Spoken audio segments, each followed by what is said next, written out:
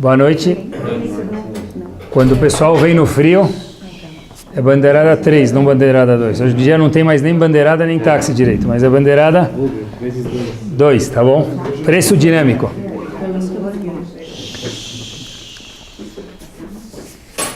Vamos lá.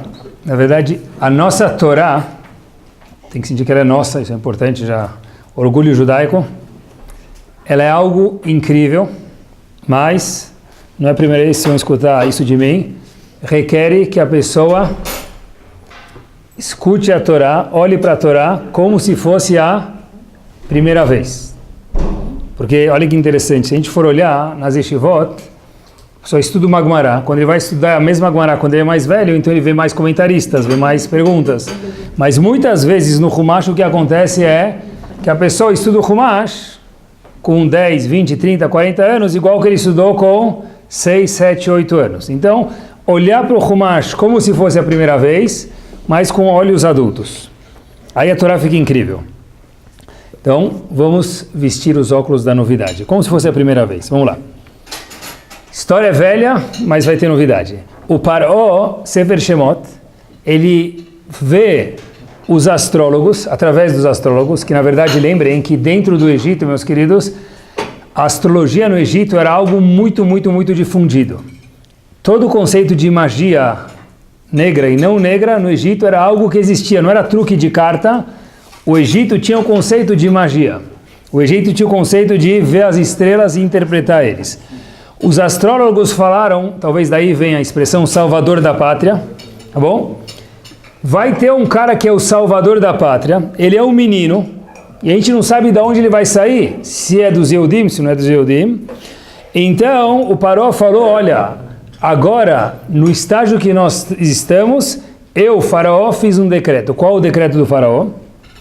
Imbenu vamitenotó. Se vocês verem que nasceu um bebê, disse o Paró para as parteiras, olha, se for um menino do sexo masculino, então mata ele, joga no Nilo e ele não sabe nadar, ele vai se afogar. Agora, vem bate e se for uma menina, deixa ela viva, vachaya. Por quê?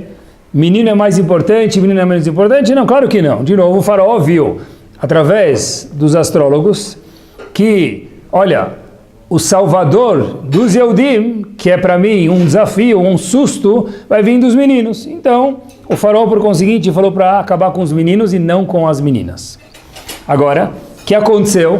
Isso é o que o Faraó decretou. O que aconteceu de verdade, a gente sabe, e uma criança também sabe. As parteiras chegaram para o Faraó e desobedeceram a ordem dele. Pessoal, desobedecer a ordem do Faraó é pior do que brincar com a Receita Federal.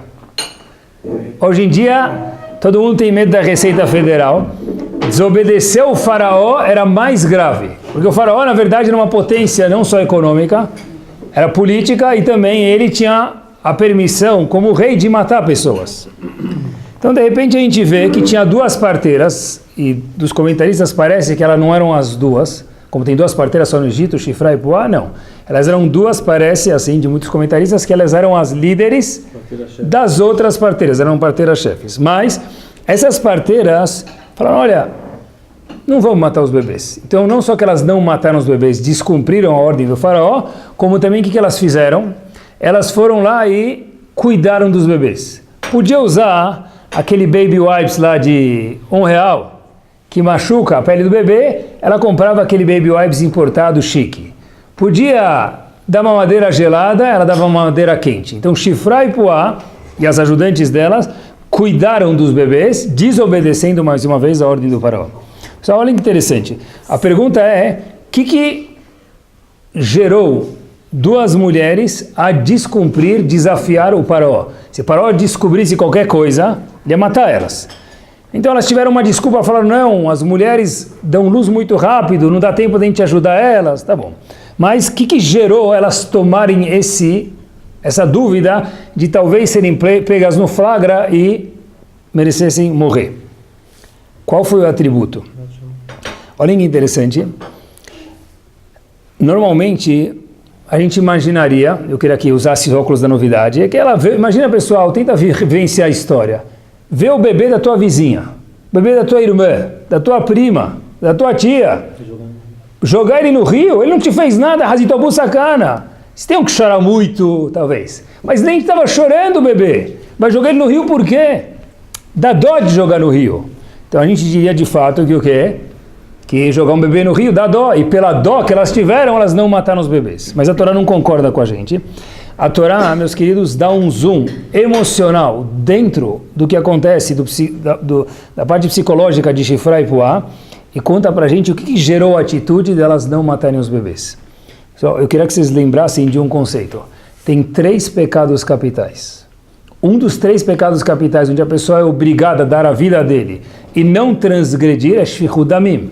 Se alguém falar para a pessoa, ou você mata fulano, ou eu te mato, então eu não posso matar fulano para viver por quê? Para eu viver por quê? Quem falou que minha vida vale mais que a vida dele? Então para Shifra e Puá, elas tinham a obrigação, de acordo com a Torá, de morrer e não matar as crianças. Mas a Torá fala para a gente, não é pelo fofo, não é talvez porque era Yareg Ve'Eliavor, era algo muito maior. A Torá fala para a gente porque as parteiras não mataram as crianças, não jogaram no lino, salvaram elas, Vatirena Amialidot et Elohim. Elas temeram a Kadosh Baruch Hu. O conceito chamado em hebraico Irat Shamayim, temor de Hashem. Nada mais. O que gerou elas cuidarem e não matar as crianças não foi Abu Sakana, não foi que fofo, não foi porque ele é minha família, porque do outro lado tinha o faraó amedrontando e desobedeceu o faraó da medo. Uma única coisa que segurou elas e fez elas cuidarem e não matarem os bebês era o conceito chamado Irat Shamayim. Olhem que interessante, estive pensando, a gente tem mitzvot dentro da Torá que são chamadas Hukim. Quer dizer Hukim? Algo que a gente não entende a lógica. Tem lógica, mas nós, seres humanos, a gente não tem a capacidade de entender qual é a lógica dessas mitzvot. Por exemplo, Shatnez, leilinho. Qual a lógica? Tem, mas eu não sei. Tem, mas a gente não sabe. E tem outras mitzvot que são chamadas mishpatim. Quer dizer mishpatim? São mitzvot que têm lógica. Por exemplo, respeitar o pai e a mãe. A gente entende uma lógica. Não precisa ser Hachambashi para entender que tem que respeitar o pai e a mãe. Matar alguém é um mishpat, é algo lógico ou é um chok, algo ilógico? Lógico. Não matar alguém é lógico. Olha que interessante. Se é lógico, por que precisou de Irat Shamayim? Pela lógica, pelo não ser correto, não ser ético, deviam não ter matado as crianças. E Hashem fala, não. O que gerou elas a não matarem as crianças está dentro, a Torá fez um zoom dentro do psico delas, Shifra e Puá, foi o fato que elas tinham Irat Shamayim, temiam Hashem. Olha que interessante. Em Parashat Noach, quase no meio, lá perto do Hamishi, da quinta aliá, está escrito o seguinte, a Torá fala que é proibido matar uma pessoa. A primeira vez que aparece o conceito de proibição de assassinar uma pessoa, aparece em Parashat Noach. A segunda Parashat da Torá. Por que não pode matar alguém? Por que é proibido matar alguém? O que vocês diriam? Porque é bonito. Não é? Como assim, por quê? Precisa explicar por quê? Hashem achou que precisava. Que Betzelem Elohim Asayt Adam. Porque você, nós todos, temos um pedaço de Akadosh Baruch Hu dentro da gente. Cada um tem algumas ações de Hashem dentro da gente. Então matar uma pessoa é kaviachol, como se estivesse matando quem? Hashem. E por essa razão é proibido assassinar alguém. Como assim? Não estou entendendo. Precisa me dar uma razão para não assassinar alguém? A Torá devia falar o quê? É proibido matar, acabou. Por quê? Porque Hashem mandou. Mas não precisa explicar? Claro que não. Matar alguém é um mishpat, é algo lógico. Por que existe a razão da Torá justificar o porquê não matar alguém? Uma vez que isso é lógico. O pessoal ouviu algumas palavras. Rav Yaakov Kamenetsky, Rosh Tivá de Torah Vadat, tem um livro chamado Emet Liakov sobre Parashat Shavua. E em Shemot, ele fala as seguintes palavras, eu vou ler para vocês 1,5. Por que a Torá precisa contar para a gente o porquê não matar uma pessoa se é algo lógico? Que porque ele tem um tselem Elokim, ele é um pedaço de Hashem? Isso ele tem uma razão grande. Deim nismoch ala sechel ve'mishpat bilvat. Se nós formos nos apoiar no intelecto da pessoa, no que é correto, no que faz sentido, no que é ético, as imamishpat, as im bimipnei eizet tzorich, itzarech larog ben adam. Se por alguma razão pessoal eu precisar matar alguém, olhem que forte. Az yavetu et amishpat, eu vou entortar o julgamento. Por quê? Porque eu tenho uma razão. Não é ético. Não é ético no teu caso. No meu caso, que eu tenho uma razão, ele está prejudicando meu business ou alguma outra razão. Então aí pode matar alguém. Vem e a pessoa vai encontrar razões, diz Rav Yaakov Kamenetsky, justas, lógicas e felizes na perspectiva dele de poder matar alguém. Por isso veio a Torá e diz o quê? Não pode matar alguém, por quê? Porque cada um de nós tem um Tselem Elokim, um pedaço de Hashem. E daí, amigo, se tem Tselem Elokim, você não tem como justificar o assassinato de alguém. Por quê? Porque tem um Tselem Elokim, que é um pedaço de Hashem. Hashem não permitiu. Quer dizer, mesmo numa mitzvah, que ela é um mishpat, que tem lógica, Hashem justificou ela. Por quê? Para a pessoa não procurar racionalizar, porque na perspectiva dele, no meu caso pode. E ele termina com as seguintes palavras: Kibli irat shamayim, meus queridos, sem temor de Akadosh Baruch Hu, sem irat shamayim, yefshar lismoch al sichlo ayashar shel adam. Não dá para se apoiar no intelecto, no cérebro, na emoção de uma pessoa reta, correta e justa. Mesmo dele, não dá para se apoiar sem irat shamayim. Obviamente que não tem novidade nenhuma, se a gente voltar um pouquinho na história, só para fazer algo mais concreto. Estava lendo agora no caminho dos Bar Mitzvahs, indo para Israel, demorou para achar que não tem para vender aqui no Brasil, nos Estados Unidos tem, mas um livro chamado Em Busca de Sentido. Tem um psiquiatra, psicólogo e psiquiatra, chamado Viktor Frankl.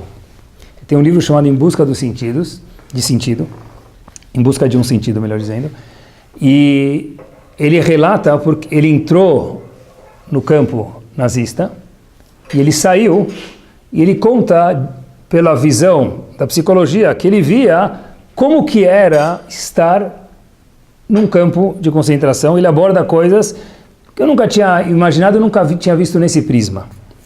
Pessoal, olha que interessante.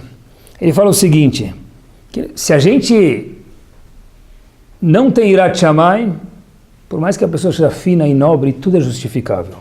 Olha que interessante. Ele conta o seguinte, que ele não esquece que uma das noites, no começo do livro, já nas primeiras 30 páginas, ele estava muito acordado, não estava conseguindo dormir, e o companheiro do lado da cama, não da cama do lado da mesma cama, porque na mesma cama não era cama, era estrado, dormiam muitas pessoas, ele escutou o brother do lado dando uns gemidos.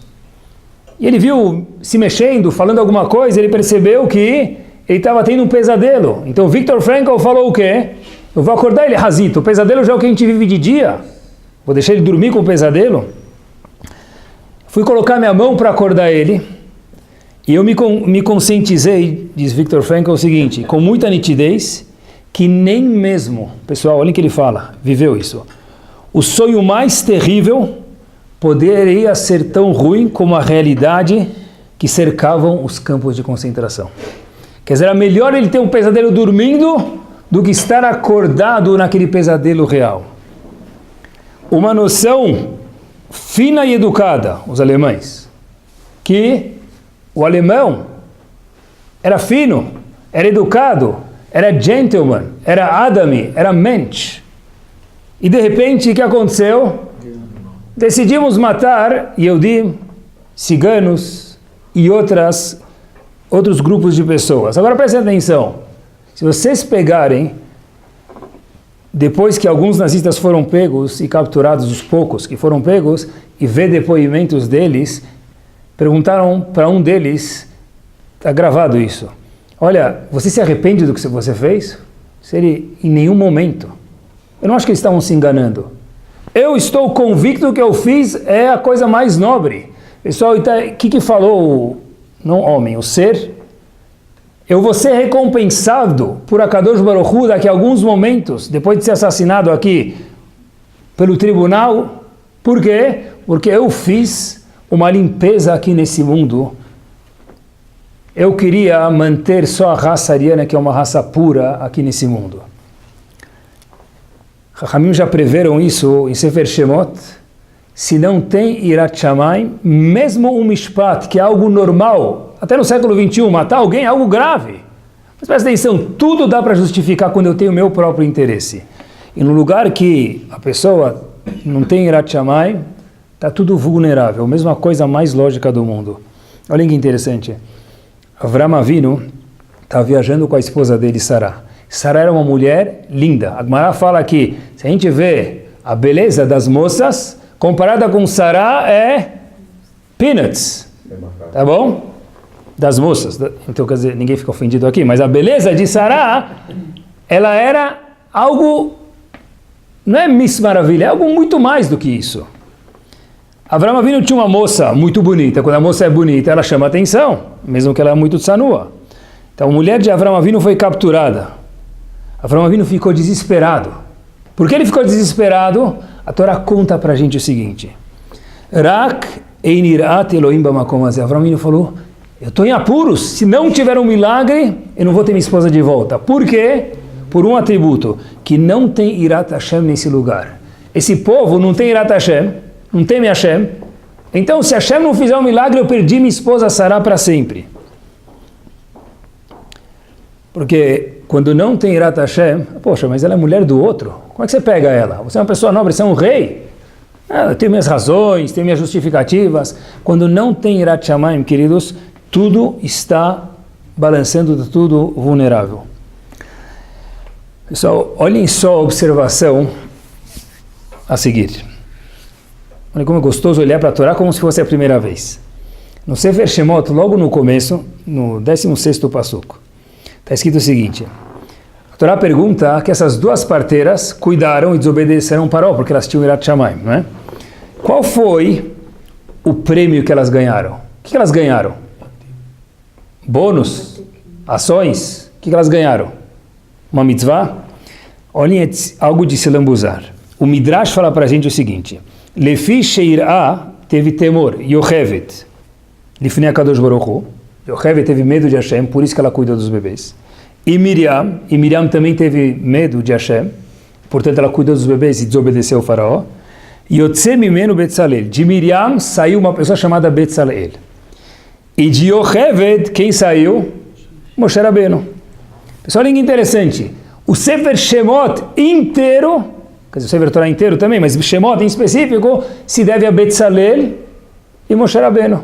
Porque Betzalel é a construção do Mishkan, começa a falar, e Moshe Rabbeinu que tirou o povo do Egito. E da onde surgiram essas duas pessoas, Betzalel e Moshe Rabbeinu? Das mães, tá certo? Mas em qual atributo, qual bônus? Porque as duas tiveram irat Shamayim. Quer dizer, o Sefer Shemot se deve a duas pessoas que só nasceram com essas características finas. Por quê? Porque as mães tinham irat Shamayim.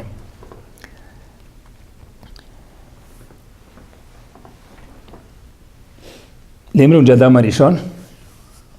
Tá. Vamos ver se a gente consegue entender o que aconteceu na época de Adam Arishon. Adam Arishon morava num lugar bonito. E lá, nesse lugar bonito, tinha Gan Eden. Parece que eram dois lugares, a Gemara fala, Gan e Eden, mas tudo bem. Ele morava num lugar bonito, e lá nesse lugar haviam duas árvores especiais. Quais eram as duas árvores especiais que haviam perto de Adam Arishon? Etz HaChaim. O que é Etz HaChaim? Árvore da... O que quer dizer árvore da vida? Me contem. Quem comer vive para sempre. Não é isso, a árvore da vida? É isso mesmo.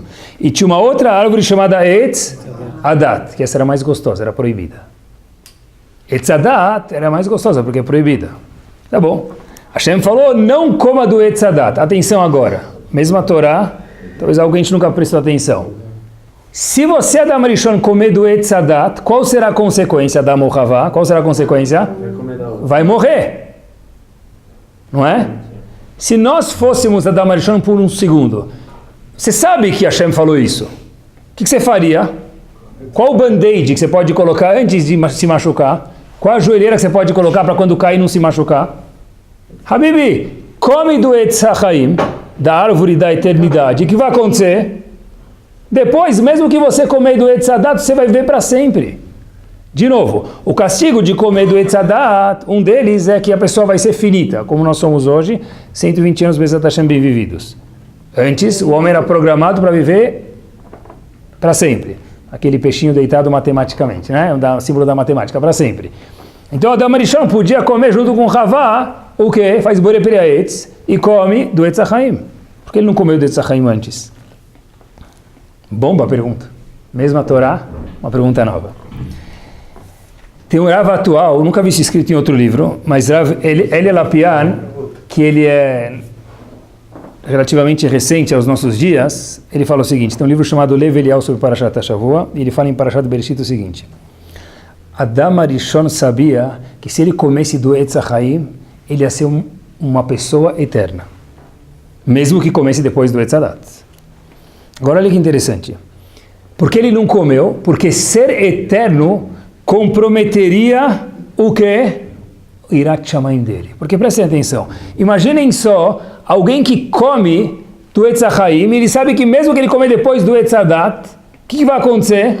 Ele nunca mais vai morrer. Que medo ele vai ter de fazer alguma verá? Nenhum. Quer dizer, por que Adam Arishon não comeu do Etz HaChaim? Para não colocar em perigo, em sacaná, em dúvida, o Irat Shamayim dele. Agora, pessoal, escutem comigo, quem era Adam Arishon? Olhem o que o Midrash Rabbah conta pra gente de quem era Adam Arishon.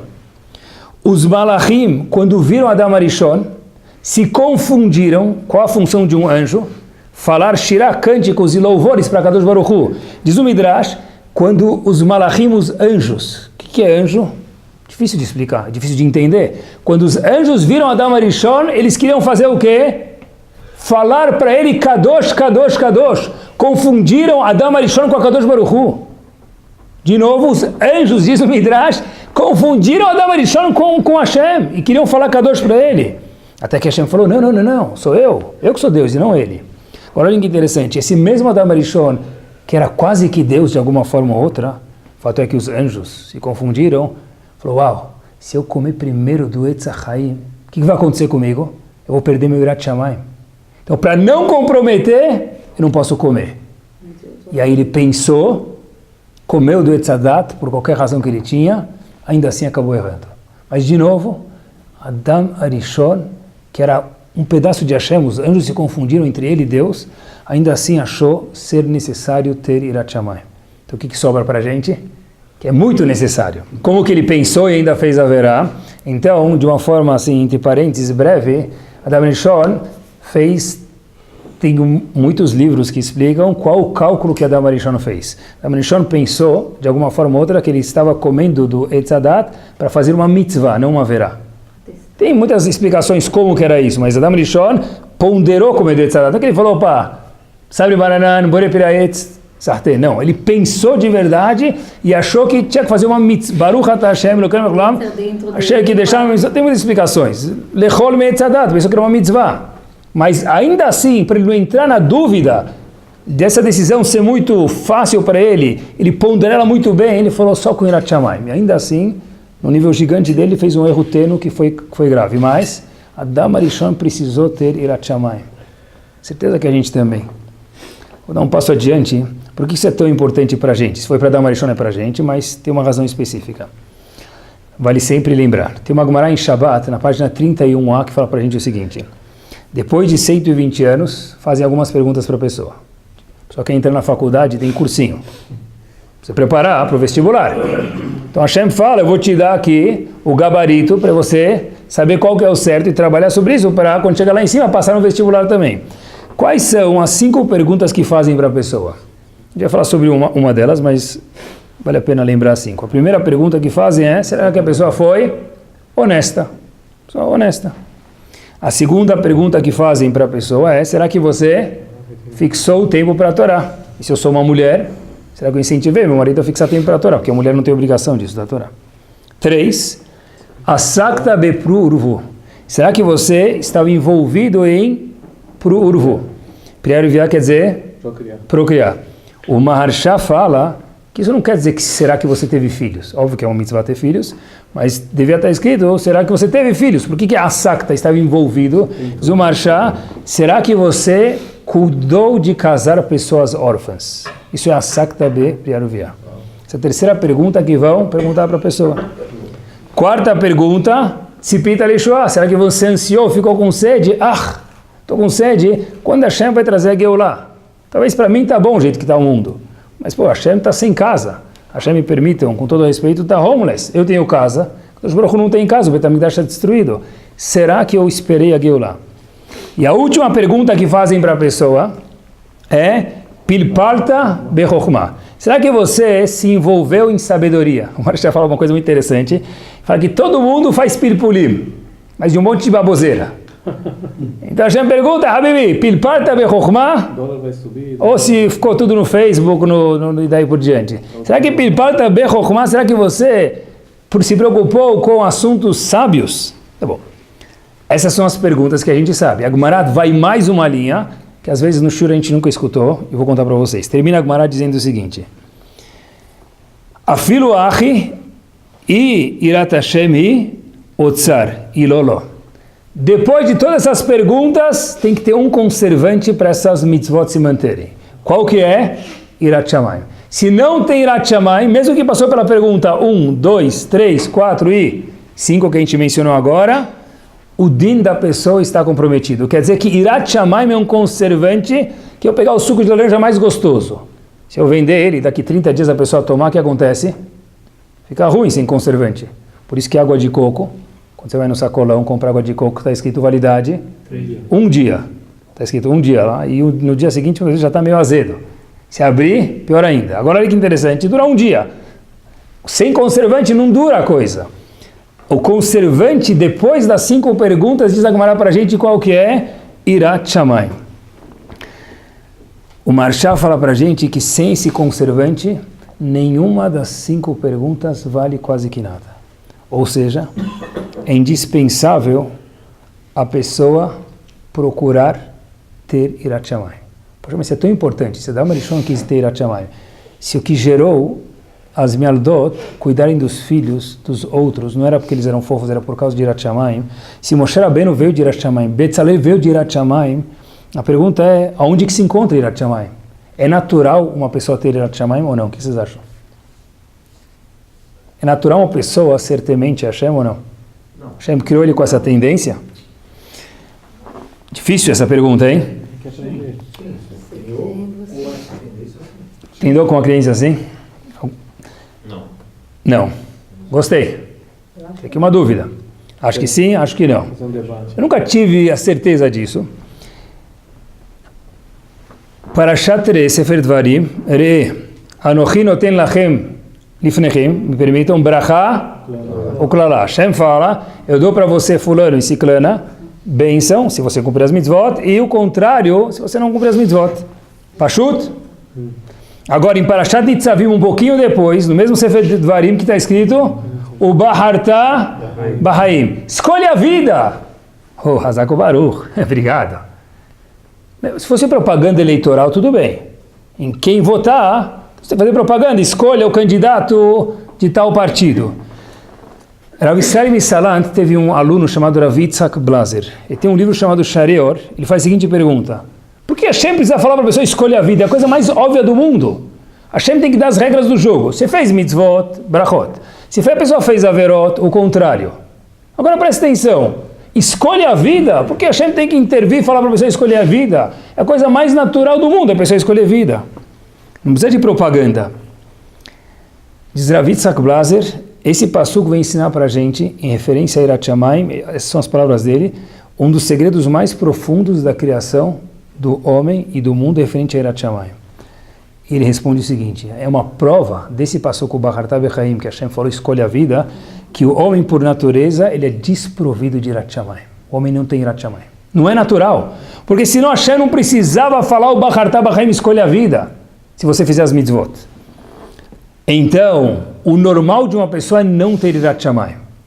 Então a pergunta é, é importante, aonde se consegue esse atributo? Diz ele, só tem um jeito, falando sobre o assunto. Não tem nenhum outro jeito de, fora estudar ou falar sobre o assunto, que é a mesma coisa, conseguir Irat Shamayim. Uma vez, eu não falar do Rebbe de Kotz, que ele viveu mais ou menos, ele veio na época de 1800, ele teve uma pergunta que ele fez. O Rebbe de Kotz tem umas tiradas ótimas e curtas. Não sei se eram ótimas porque eram curtas, mas eram ótimas. Então é o seguinte: como é possível que uma pessoa não adquire Irat Shamayim fazendo Birkat Hamazon? Como assim? O Rebbe de Kotz que eu explico. Como que Avram Avinu aproximava os Yehudim? Não Yehudim, não tinha Yehudim. Como Avram Avinu aproximava as pessoas? O que ele fazia? Está escrito no Midrash. A pessoa comia, Paga. Eu falei, peraí, tem outro jeito de quebrar um galho? Ele falou, tem, faz uma brachá. Pai, eu faço. Aí ficava de graça. Avraham Avinu aproximava as pessoas como? Não tinha shiur. O Midrash fala que a gente imagina, talvez tinha shiur. Não tinha. A única forma que ele aproximava as pessoas, diz o Midrash, é falar para eles, faz brachá. Então perguntou o Rebbe de Kotz, como que é possível que a pessoa faz Birkat Hamazon e não tem Yirat Shamayim? Porque se é isso que Avraham Avinu convenceu as pessoas a sair de não ser Yehudim para se aproximar de Akadosh Baruch Hu, sair da idolatria. Eu fiquei pensando que deve ser que eles tinham Avraham Avinu, mas viraram, né? Deve ser, eles tinham Avraham Avinu na frente deles. Acho que essa é a resposta para a pergunta do Rebbe de Costa. Não sei, ele não fala, mas deve ser que é isso. Mas quando se tem Yirat Shamayim, Birkat Hamazon muda a pessoa do antes do Birkat Hamazon para depois do Birkat Hamazon. Não dá para errar. Quando se refere a Yirat Shamayim, não dá para errar. Eu estava com uma dor no meu pé, eu fui no pronto-socorro, estava com bursite, estava com muita dor, não conseguia me mexer, não conseguia dormir. Eu fui no pronto-socorro para a pessoa, né? Então, na entrada do hospital, a moça falou, olha, da triagem, ela falou o seguinte para mim, a gente está sem sistema, tudo bem? Eu falei, tudo bem, não quero sistema, eu quero minha cura. O sistema vai ficar aqui, não vou levar para casa. Esse sistema você morre. Aí, pior é quando você completa tudo, depois ela tinha visto que estava sem sistema. Né? Ela falou, olha, a gente vai fazer as coisas à mão. Eu falei, tá bom. Ela pegou a carteira do seguro, meu RG e tal, o carteira de motorista. Eu falei, olha, quantos anos o senhor tem? Aí eu falei, posso falar o ano que eu nasci? Fica mais fácil, tá bom? Aí, bom, vou contar para vocês. Aí. 73. Ela escreveu 73 anos, tal, continuou, tirou minha pressão, tirou meu... Aí eu falei, a pressão tá boa para quem tem 73 anos, né? Ela falou, tá muito boa. E continuou. Eu falei, mas senhora, eu não tenho 73 anos, eu nasci em 73. Ela falou, sim. Você nem escutou o que eu falei. Se fosse uma mulher, teria ficado ofendida. Eu não fiquei ofendido. Mas... Sério. Olha que interessante. E aí continuou, eu falei, eu não nasci, eu expliquei para ela 2, 3 vezes, até que ela acreditou em mim. Eu falei, eu vou tomar isso como elogio, não como ofensa, mas vamos para frente, eu quero só me curar aqui. Mas tem coisas na vida que não dá para errar, não dá para confundir 1973, o ano que você nasceu, com quantos anos você tem. Yirat Shamayim, meus queridos, tem que get it right. Acertar, o que quer dizer isso? Não é natural, o único jeito de adquirir isso é falando sobre isso. Como a gente sabe se alguém tem Yirat Shamayim?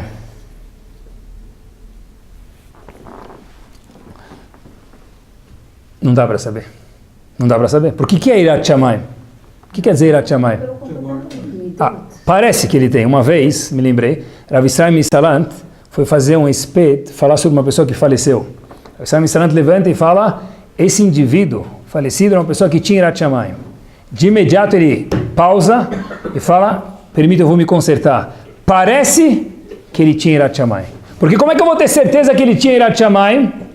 Porque o que quer dizer Yirat Shamayim, meus queridos? O que é Yirat Shamayim? Temor a Deus. É quando não tem ninguém olhando. Isso é Yirat Shamayim. Como é que alguém sabe se ele tem Yirat Shamayim?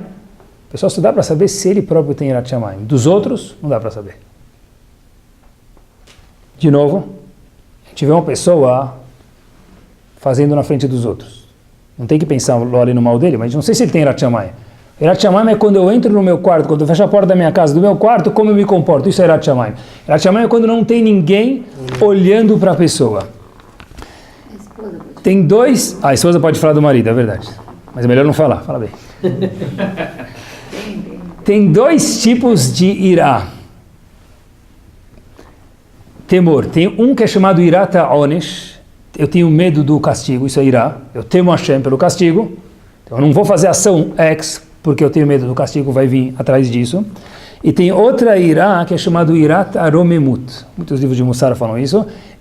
Hashem é tão grande, mas tão grande, é tão uau, é tão gigante, que eu não quero me comportar errado perante um ser tão grande como a Kadosh Baruch Hu. Eu tenho medo de fazer feio perante Hashem. Esses são os 2 tipos de irá que existe. Um é ter medo do castigo, e 2, que é muito mais nobre, ter medo do quê?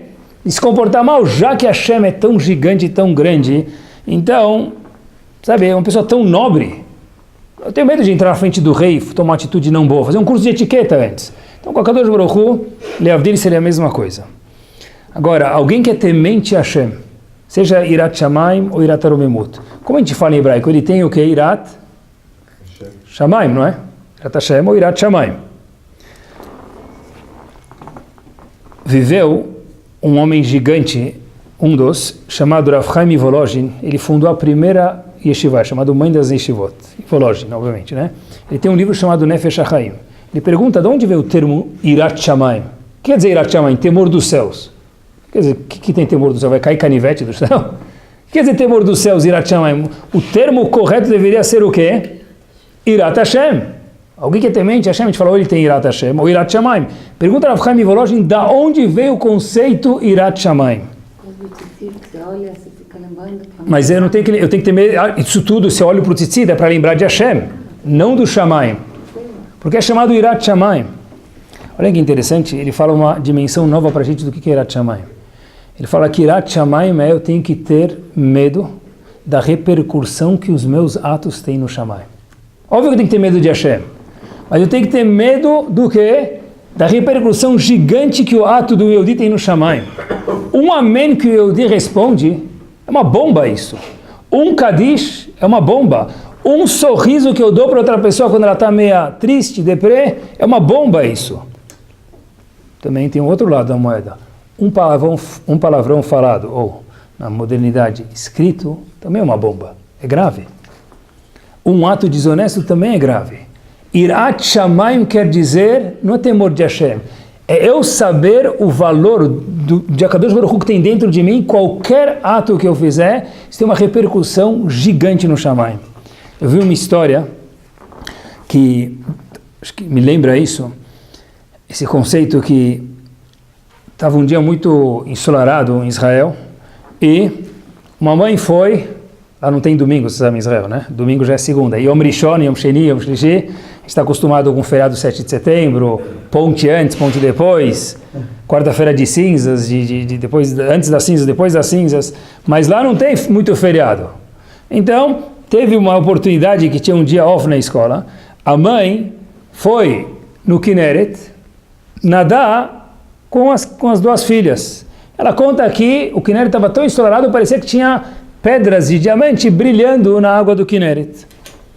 Então Lea, que era a mãe, Lea Cohen, o nome da mãe, Cohen é como se fosse da Silva em português, mas o nome aqui é verdadeiro, tá bom? Lea Cohen, ela foi nadar com as duas filhas dela. Quais duas filhas dela? O nome eu vou falar para vocês que é história verídica. Yehudit e Tamar, de 10 e 8 anos de idade. A mãe viu as filhas nadando lá na borda do Kinneret, e, obviamente, que é feriado para as crianças e feriado também para a mãe, então a mãe fechou os olhos, sentou um pouquinho na borda lá e foi dar uma relaxadinha. Até que a tranquilidade durou pouco e ela escuta uma filha gritando para a mãe, Ima, Ima, Ima, a tua filha, quer dizer, minha irmã está se afogando. O problema era que a mãe, Leá, não sabia nadar. Então o que faz agora? Ela olhou para a estrada e ela viu um carro passando, ela foi lá no meio, acenou, falou, ele vai me matar, eu vou matar minha filha, mas eu vou ficar no meio da estrada. Ela para no meio da estrada e o motorista desce e fala, o que aconteceu? Ela falou, olha, rápido, por favor, minha filha está se afogando. O motorista, aqueles nomes israelenses típicos, chamava Rezi, eu não sei de onde vem esse nome, tá bom? Não Reski, mas Rezi. Agora, Rezi, o que ele fez? Pulou na água para salvar a menina, uma das filhas, Yehudit. Ele correu para salvar.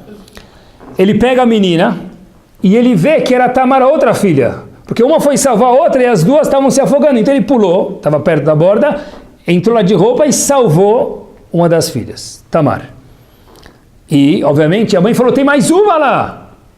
Então ele volta de novo, e rapidinho da borda para o começo lá da água, onde a filha estava, e foi salvar a segunda filha chamada Yehudit. Ele vai nadando todo acabado, já cansado e afoito, para a borda, e a mãe começa a gritar para ele, só que ele não escuta, porque ele estava nadando e preocupado. A cabeça da segunda menina, Yehudit, que ele foi salvar, estava dentro da água, ele não percebeu. Ele estava nadando com a menina, segurando pelo pé, e a cabeça estava dentro da água. Felizmente a menina, obviamente, quando entra água no nariz e daí por diante, vocês imaginam o que pode acontecer?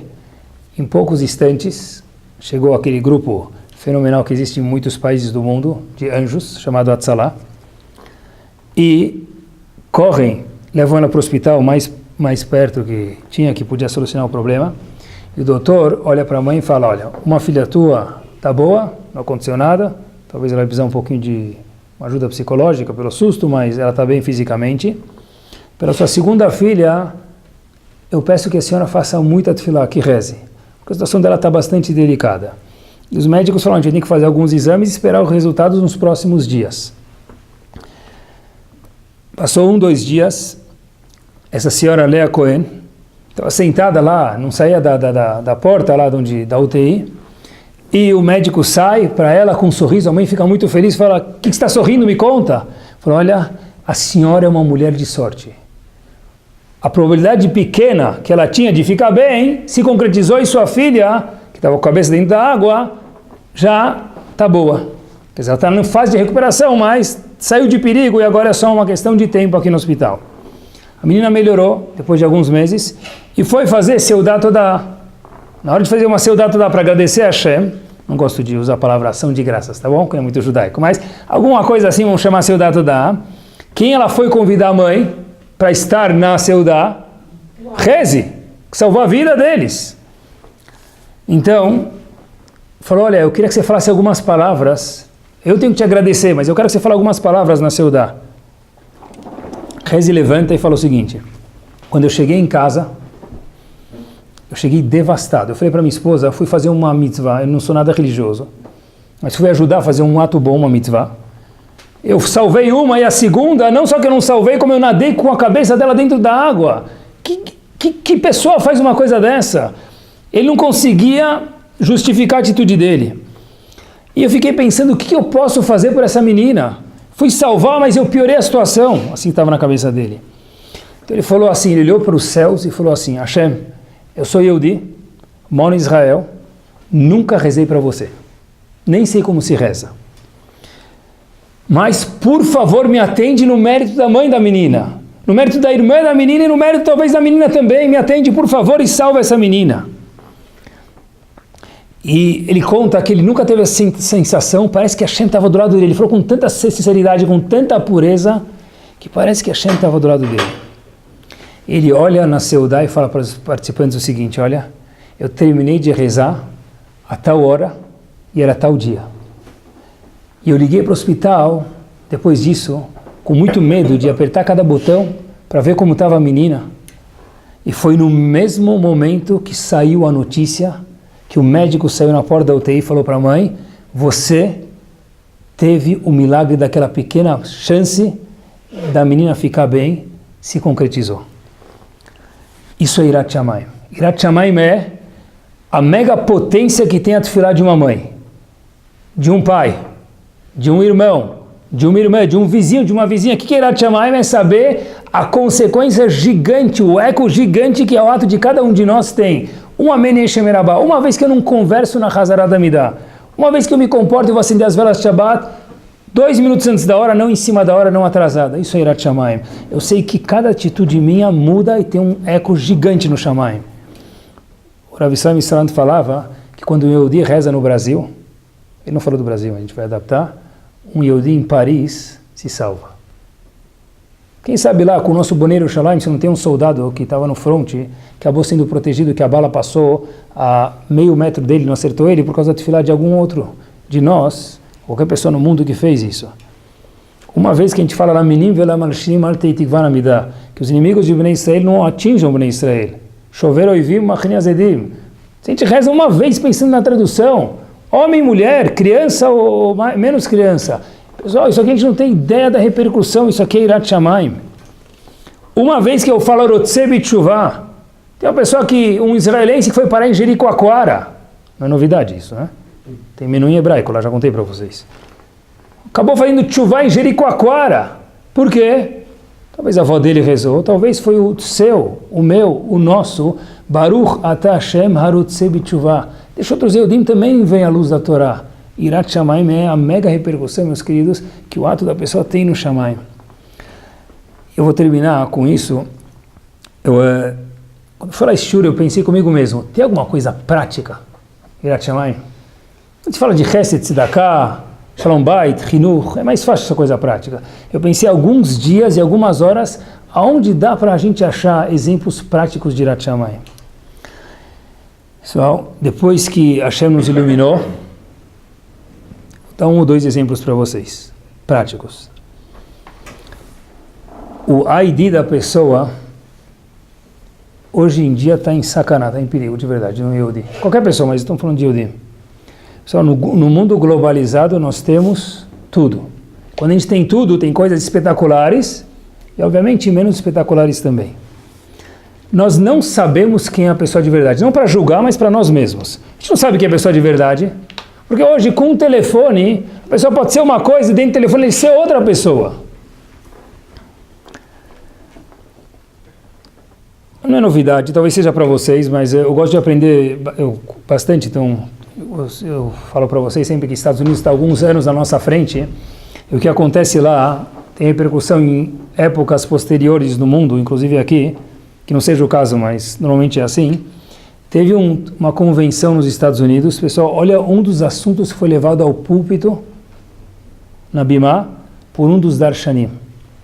Qual era o assunto? De uma das Keilot nos Estados Unidos. Como resguardar um marido que viaja para a China trabalhar. E a pessoa lá explicou, o cara chega na China com fuso horário. Chega lá que horas? De manhã, não consegue dormir. Até se acostumar, 3 da tarde, 4 da tarde, 5 da tarde, acabou o dia. Mas ele não consegue dormir, ele tem até meia-noite para dormir. E o que ele faz das 5 da meia-noite? Pessoal, esse foi o assunto dos Rabanim, se juntaram para procurar soluções. A pessoa precisa viajar para a China, o que ele faz? Tem que viajar, tem que importar, é parte da parnassá da pessoa, a pessoa é obrigada a sustentar a casa dele, em Malidaber. Mas a pergunta é, onde chegou o Yirat Shamayim na China?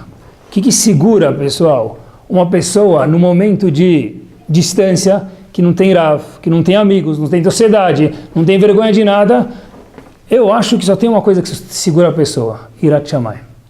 Só lembrar de quem ele é, o que tem dentro dele e a repercussão mega que isso vai ter. Porque a pessoa pode se comportar mal e ninguém vai saber. A pessoa pode entrar dentro de um celular e ninguém vai saber. A porcentagem de casamentos, estou falando de Yehudim, nos Estados Unidos que se divorciam devido ao fato que o marido ou a mulher encontraram um parceiro pela internet, seja Yehudi ou não Yehudi, não faz diferença, é ridículo. E daí que é Yehudi? Achou outra mulher, achou outro marido no celular? É quase que 50%. Pessoal, que se divorciaram por quê? Porque encontraram outro melhor, mais bonito na foto e daí por diante. É um teste. Com um clique de Enter, você chega lá. O que segura a pessoa? Talvez a pessoa tem que se precaver, mas também tem que ter Yirat Shamayim com certeza. Isso é algo prático.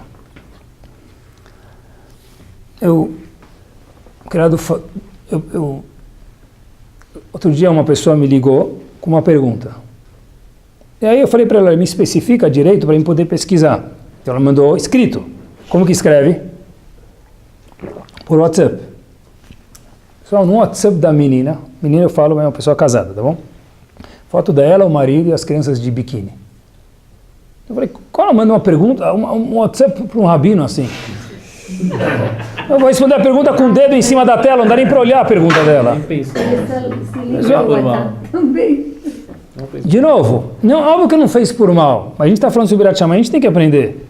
Ah, mas eu quero, você e teu marido, cola kavod, mas para os outros, todo mundo tem que ver que eu estava em Côte d'Azur não vou nem explicar como que estava vestida na praia, todo mundo tem que saber disso? Não, só os meus contatos, tá bom, tem tatmit contatos, meus contatos. Todo mundo precisa ver a mulher de biquíni, pessoal. Isso é falta de Yirat Shamayim. Mesmo que a pessoa não sabe disso, não fez porque obviamente, mas para a gente aprender. E nós não podemos liberar tudo para os nossos filhos. Eu falei isso para vocês. Nossos filhos gostam que tenham limites. O começo talvez é meio chato, é um pouco desagradável, mas a criança, no fundo, às vezes testa até onde vai o elástico, porque a criança quer sentir que o pai e a mãe se incomodam com ele. Se incomodar com ele é ter limites. Cada pai no nível dele, quanto que ele acha que é importante, todo mundo tem limites na vida. Ninguém daria uma arma para o filho. Ele tem o limite dele. Cada pessoa tem um limite. Limitar os filhos não precisa ter medo. Eu escutei muitos pais falarem para mim, Rabino, por que você não faz isso? Por que você deixa seu filho fazer tal atitude? Eu tenho medo que se eu limitar meu filho, eu vou perder ele. E se não limitar, não vai perder? Se você faz com carinho, tem que limitar. As crianças pedem, eles querem isso. Isso mostra que nós nos importamos com os nossos filhos. Tem que dar tudo, o celular tem que estar disponível completo, a toda hora, do jeito que ele quiser. Meus amigos podem. E aí? Minha casa é diferente. Nós somos diferentes. Sabem que os korbanot eram comidos dentro do Bet HaMikdash e alguns fora do Bet HaMikdash. Tem algo que era chamado Kodesh Kodashim, korbanot extra kadosh, 220 volts de Kedushá de santidade. E tem Kodesh Kalim, que eram korbanot que também eram santos, mas tinha menos santidade. Um era comido dentro do Bet HaMikdash, outro era comido aonde? Dentro das muralhas de Jerusalém. Eu escutei uma coisa espetacular, olhem que espetacular. Ambos os korbanot, mesmo os que eram comidos fora, eram comidos aonde? Dentro das muralhas. Por que as muralhas simbolizam para uma pessoa limites? Para ter kedushá, para ter um korban, para ter santidade, precisa ter limite. Mesmo o korban que tem 110 volts de kedushá, e não 220, não é comido dentro do Bet HaMikdash, mas ele é comido dentro das muralhas externas do Bet HaMikdash. Longe, mas tem que ter muralha, tem que ter limite. Porque para que meus filhos tenham Yirat Shamayim, eu não posso dar tudo para eles. Eu não posso dar tudo para eles, porque eu posso gastar milhares e milhares de reais por mês, só como fala, tuition, de mensalidade, fora as outras coisas que a gente faz com nossos filhos. E às vezes com uma atitude, com uma liberação total e geral, eu acabei com o Hinuch dos meus filhos. Isso é Yirat Shamayim. O colega contou, que ele falou, olha, teve uma coisa que a minha empregada mudou a dinâmica da nossa casa. Falei, sério, Aldo? Eu sei que ela fez faculdade de PhD. O que ela fez? Sou uma pessoa da nossa comunidade, que todo mundo aqui conhece. Falou, olha, ela estava limpando a mesa e ela fez um estrago grande. Caiu o PlayStation no chão. Daí, até hoje, minha família mudou. Porque antes, a gente ficava em casa fazendo o quê? Jogando. Talvez o pai ou a mãe iam jogar quando as crianças dormiam, não sei, né? Para ninguém ver. Mas a gente estava toda hora jogando lá, online, você joga com um cara que você nem sabe quem é. E a gente, tá bom, mas não tinha momento de poder ficar junto, mesmo que tinha no Shabbat. A empregada fez a maior bondade do mundo. Quer dizer, eu nunca podia falar isso para meus filhos, mas agora que ela já quebrou, as últimas 3 semanas da minha casa foram diferentes. Por quê? Por causa da minha empregada Shlita. Por quê? Ela mudou a dinâmica da minha casa. Não, pode jogar? Pode, mas será que uma criança precisa acordar às 5 da manhã e jogar? Se eu sou pai e mãe, eu vejo isso. Você está jogando 1 da manhã. Meu amigo, agora é hora de dormir, acabou. Tira a tomada, acabou, ninguém vai jogar. Acabou. Se você falar com assertividade, igual que você fala para o teu filho que não pode comer cheeseburger, ele vai te escutar. Agora, se eu tomei o xoxo na coisa, isso tem a ver com Yirat Shamayim isso. Tem os limites da minha casa. E com essa frase a gente termina. A gente fala... Tem que chegar cedo para falar isso, mas está antes do Kriyat Shema de Korbanot, o Motar Adam Min HaBehemah. O que quer dizer isso? O homem motar tem a mais do que um animal. O quê? O que quer dizer Ain? Não. O que o homem tem a mais do que um animal é a possibilidade de falar não. É o Yirat Shamayim. Yirat Shamayim tem que ser igual no mundo dos investimentos, top loss. Não é assim que chama?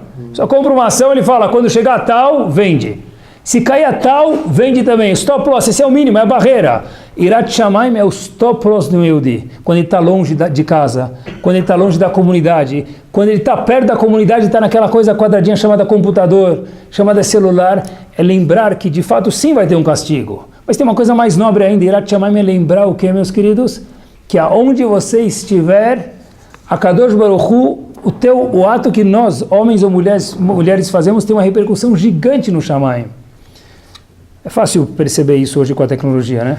Estava no caminho dos Bar Mitzvahs aí em Israel, escala em Paris, e estava perto de um lugar, aí de repente vejo no meu celular, se você quiser participar, agora adicionar aqui uma foto do hotel tal, adicione aqui no Google Maps. Meu, como é que eles sabem que eu estou aqui? Como é que os caras sabem que eu estou aqui? Eu vi que no celular estava ligado o GPS do negócio de localização, eles viram que eu estava lá. Aonde você estiver, ele sabe onde você está. Agora que eu não vou tirar foto mesmo, né? Então, na verdade, é a mesma coisa. Onde você estiver, Kadosh Baruch Hu fala, eu sei onde você está. E eu vou tirar uma foto sua. E Bezat Hashem, com essa foto, Kadosh Baruch Hu tira da gente.